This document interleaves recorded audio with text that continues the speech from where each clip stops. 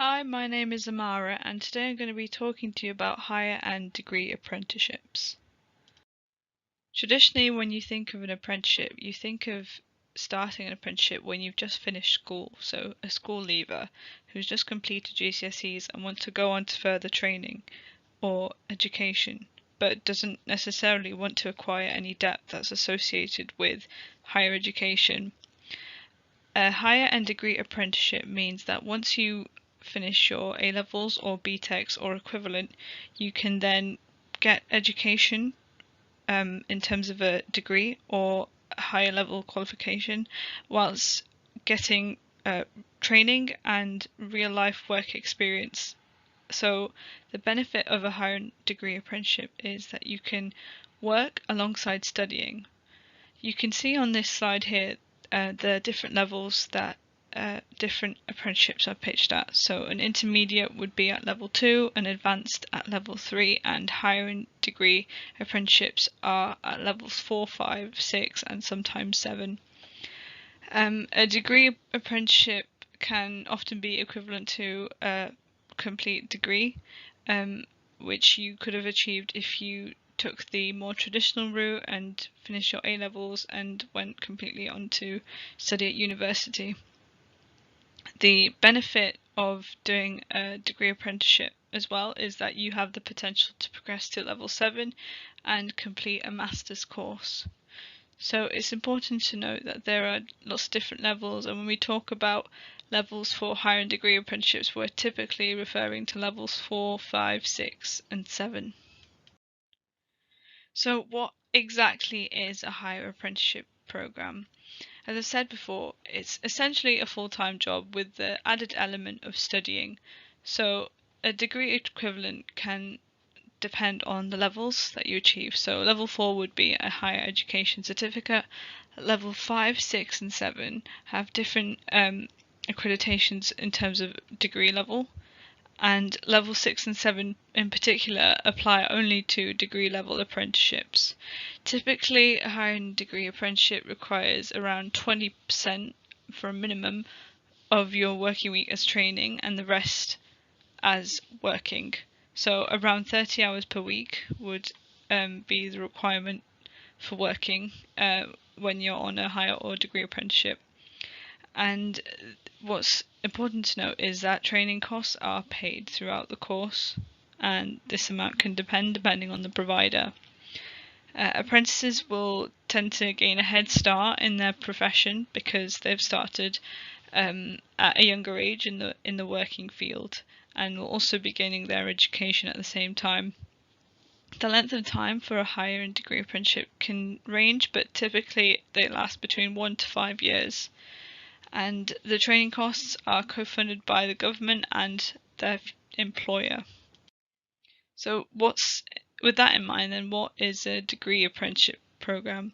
So a degree apprenticeship program is quite similar to a higher apprenticeship program, but this is essentially aimed at 18 to 19-year-olds as well, but can take a little bit longer if you're starting from the age of 18 and you go on to do a master's. The entry requirements, again, it might be the same as a higher apprenticeship, but they can differ depending on GCSEs and A-level requirements or equivalent.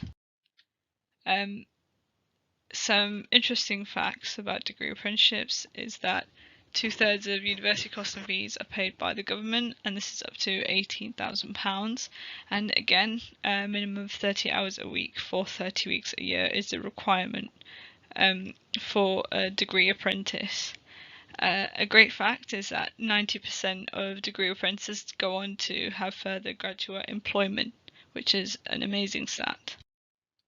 So what are the similarities and the differences between a higher and a degree apprenticeship? So when we talk about similarities, the cost of education and training is the same and is paid for by employers. They both come with the same possibility for higher earnings and both provide great career prospects. And I think the main one is that you can earn a salary alongside working and acquire no university debts, unlike many other people who take the traditional route and go straight to university after finishing school. In terms of differences, higher apprenticeships alone can take between 1 to 4 years, whereas a degree apprenticeship could take 3 to 6 years. The higher apprenticeships go from level 4 to 7 and are equivalent to a degree, and this is typically the first after finishing the first year of a degree, whereas with a degree apprenticeship they're pitched at level 6 and 7, and you acquire a full bachelor's and sometimes a master's if you do go on to level 7. So who's eligible to apply for a apprenticeship program? So for higher apprenticeship programs, it's usually between those who are between sort of 18 and 24, but there really is no upper limit in terms of age. On average, the GCSE requirements are 5 A to Cs, which is now 9 to 4 on the new system, and this includes maths and English, and possibly 2 level 3 qualifications, which include A-levels, MVQ and BTECs, nationals, or another requirement alternatively, if these qualifications are not achieved, then an advanced apprenticeship. So compared to the degree apprenticeship program, again the age range is the same between 18 and 24, and the GCSE and level requirements would be the same. However, if going for, say, an IT degree apprenticeship program, then you might need to have specific A-levels or BTECs in a specific subject, so it could be an IT equivalent related qualification. Often some programs can again require you to have completed an intermediate or advanced level apprenticeship too. When we talk about career prospects, in the short term, there's a lot of benefits that both higher and degree apprenticeships can boast. 2 facts on here which show that 85% of apprentices remain in employment, and most of them often continue with that employer. The benefit of doing a degree and higher apprenticeship is that you have experience with the employer, and you can see if they're an employer that you want to remain with when you come to complete your apprenticeship. So it gives you that sort of try before you buy experience, and often it proves to be quite successful because a lot of apprentices end up remaining with their company. And the second fact, where it says 75% of apprentices stated that they were given more responsibility in their role. As you become more confident, as you acquire more responsibilities in your role, you feel definitely more challenged, and it's often reflected in the work that you produce, and hence why you would be given more responsibility. This would probably take longer if you went through the traditional university route and then acquired a graduate job. It might take you much longer to gain responsibility and respect of your colleagues and peers in your company. In terms of long term, there's quite a few facts on this slide, but the most important one, I think, to me, is that 80% of apprentices state that doing a degree and higher apprenticeship has provided them with sector relevant skills and knowledge, and it's allowed them to boost their career and given them a direction which they can go into, and one that is very prospective. If we look at this slide, this demonstrates some example apprenticeship roles, and we start with level 3, and this goes up to sort of level 6 and 7, and you could start at level 3 as a business administrator and then be promoted in level 4 and 5 and then again to level 6 and 7, where you could become, as I mentioned before, chartered with a professional or accredited body.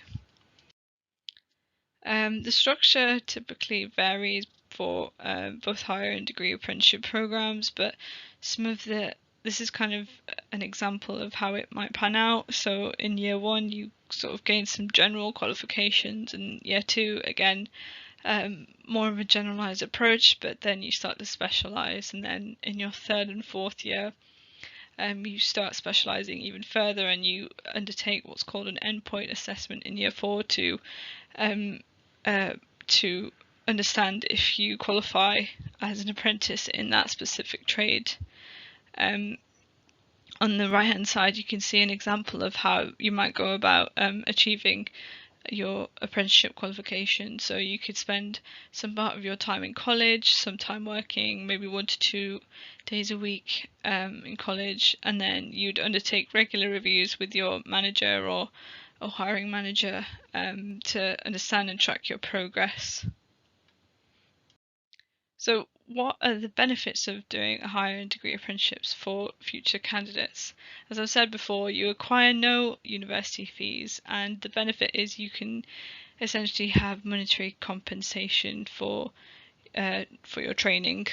You gain a practical education and great future career prospects. You have a clear pathway after school and a realistic understanding of how real work operates, understand a practical sense of working from a younger age, and have the ability to gain alongside studying and acquire valuable training. It also gives you a great chance to network and can provide future opportunities in the workplace after. It can also lead to gaining professional accreditation depending on which course you do. If it's engineering, it could mean that you gain accreditation as incorporated or chartered engineer with IMECI or IET. If you're doing a finance or business route, it could mean that you gain a chartership status with CMI, which is the Chartered Managers Institute. But the possibilities are quite endless.